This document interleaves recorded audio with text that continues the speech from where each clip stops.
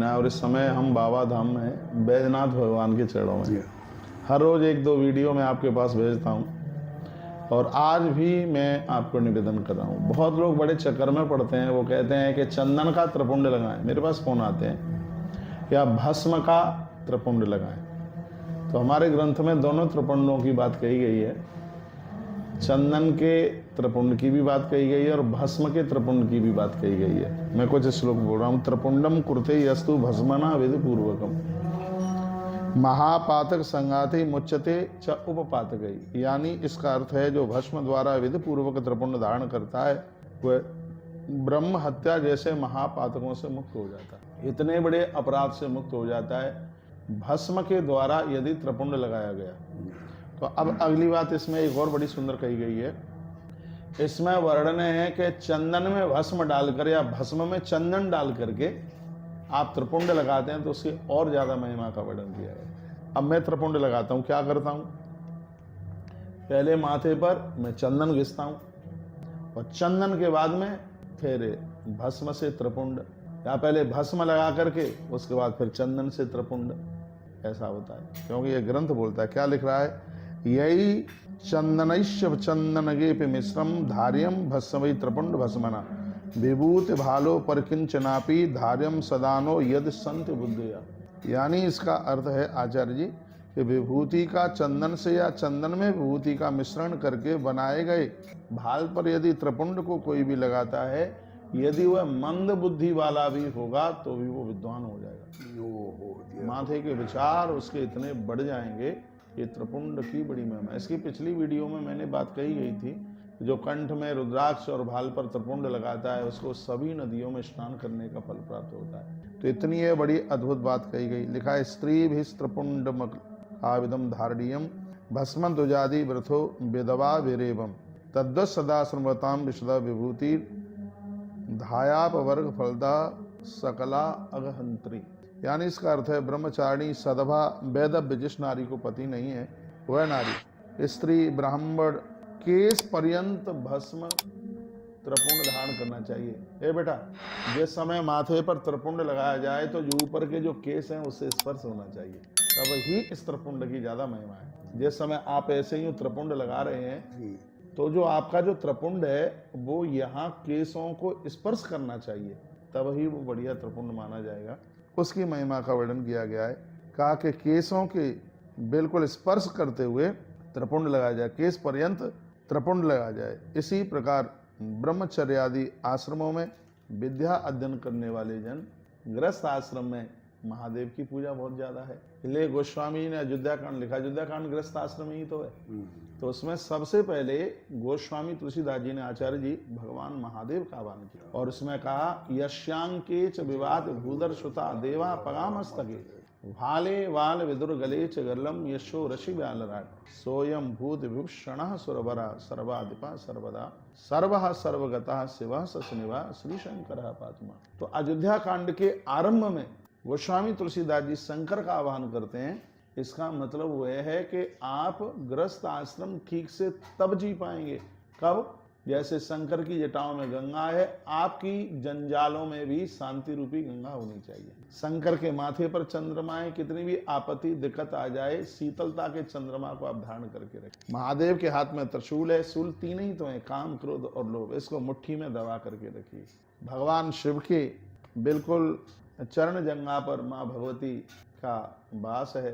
तो इसको एक स्त्री पुरुष से मन जोड़िए। इसका मतलब है कि आप बढ़िया सुखित जीवन जी लेंगे जब आप श्रद्धा को स्वीकार करेंगे। भगवान महादेव बड़े अद्भुत हैं। इस वीडियो में मैंने यह निवेदन किया कि लोग चक्कर में पड़ते हैं कि त्रिपुंड का किस चीज़ से लेपन किया जावे, चंदन से लगाएं या फिर भस्म से लगाएं। भाल पर दोनों ही चीज़ें होनी चाहिए। ठीक है, तो उसकी बड़ी महिमा मैंने आपको निवेदित की है। तत्रैव वो लोकावृत जावाल नोदिता ते विचार्यम पृथ्वीना ततो भस्मतो भवेत।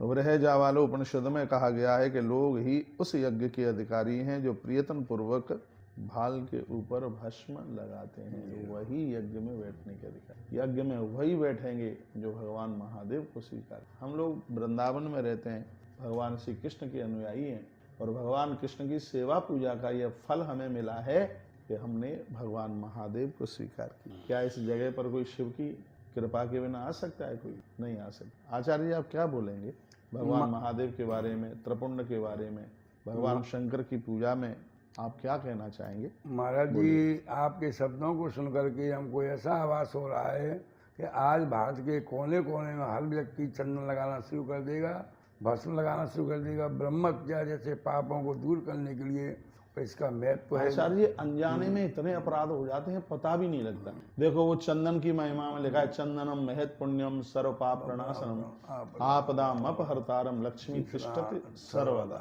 ये चंदन का मातम। आज की युवा पीढ़ी को अवश्य में अपने देवी देवताओं से, अपने आराध्य देव से जरूर जुड़ना चाहिए। युवाओं के लिए क्या बोलेंगे आप? युवाओं के लिए, युवाओं का जो जीवन पर्यंत है, विद्या के लिए, यश के लिए, बुद्धि के लिए, इस चंदन से, रुद्राक्ष से आपने बताया है महाराज जी, उनका जीवन धन्य हो जाएगा। क्योंकि किसी को आज तक ये नहीं मालूम पड़ा था कि चंदन का क्या महत्व है, जबकि आपने बताया कि केसों का, केस भी स्पर्श होना चाहिए। अगर केस स्पर्श हो गए तो जीवन जन्म जन्मांतरम भवेत पुण्यम, पूरा जीवन भी उनका पुण्यात्मा के रूप में और उनका जीवन आनंद में हो जाए। आचार्य जी बहुत बहुत धन्यवाद। इस YouTube के माध्यम से बहुत लोग सुन पा रहे हैं। 3 जगह शारीरिक संबंध बनाना बहुत ज्यादा अपराध है। एक रजस्वला नारी, एक कन्या जो कौमार धर्म का निर्वाह कर रही है, और एक विधवा नारी। समझदार व्यक्ति को इन तीनों से कभी शारीरिक संबंध बनाना ही नहीं चाहिए। शिव महापुराण में भगवान महादेव क्या कहते हैं? ये इतना बड़ा अपराध है।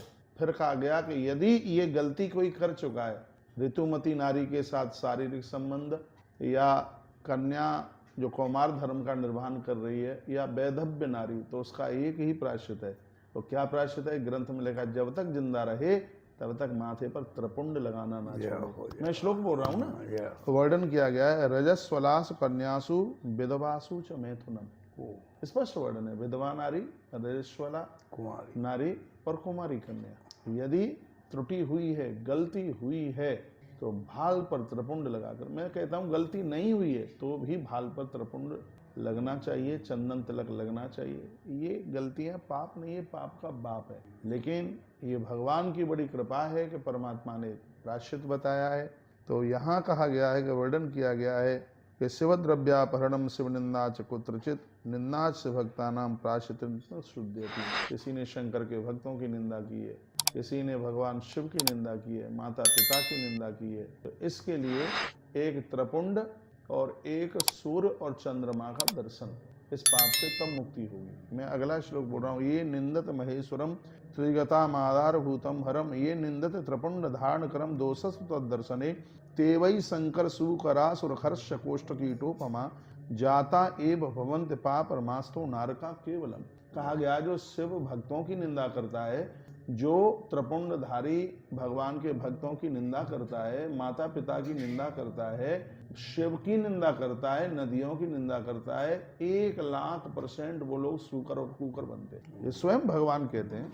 अब ये गलती हुई है तो इसका प्रायश्चित क्या है? तो कहा जाता है, ते दृष्ट्वा सस भास्करो निस दिने स्वप्नों पे नो केवलम पश्यंतु श्रुत रुद्र सुक्त जपतो मुच्चैत तेनाद्रता तर्षम भाषणतो भवेद नरकम निस्तार वानास्तितम ये भस्माद विधारणम ही पुरुषम निंदत मंदात ही ते।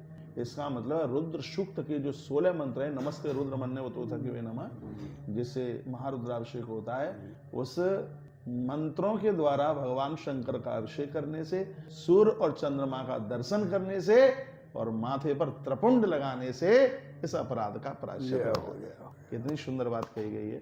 जितने भी आप इंस्टाग्राम पर सुन रहे हैं, फेसबुक पर सुन रहे हैं, और जितने भी आप यूट्यूब पर सुन रहे हैं, तो इस अपराध से बचने के लिए ये वीडियो हमने आपके पास तक भेजी है। देखिए, इसका मतलब ये नहीं है कि हम अपराध करें और त्रिपुंड धारण कर लें कि पाप जल जाएंगे। नहीं, अनभिज्ञता में, अनजान में जो अपराध हुए हैं उनके लिए समाधान है। हमें और आपको कभी भूल करके भी ये अपराध नहीं करना चाहिए। हम किसी देवी देवता की निंदा ना करें, ना हरि की निंदा करें और ना हर की निंदा करें। गोस्वामी जी ने एक बड़ी सुंदर चौपाई डाली है, जो हरि हर की निंदा करता है उसे गाय मारने का पाप लगता है। प्रमाण, हरि हर निंदा, अरे करना तो बहुत ज्यादा है। यदि हरि हर की निंदा सुन भी लोगे तो गैया मारने का पाप लग जाएगा। हरि हर निंदा सुन ही जो काना हो पाप गौ घात समाना, गाय को मारने के बराबर पाप लग जाता है। इसलिए मैं सभी भगवत प्रभु प्रेमी जनों को कहना चाहूंगा, आप और हम अपने संस्कारों के साथ सनातनी जो पद्धति है उसके साथ जीवन जिएंगे तो जिंदगी जीने में बहुत आनंद आएगा। आचार्य जी, आपका बहुत बहुत धन्यवाद, इस कार्यक्रम से आप जुड़े हैं और सावन के महीने में ये संदेश पूरे जगत के लिए जा रहा है।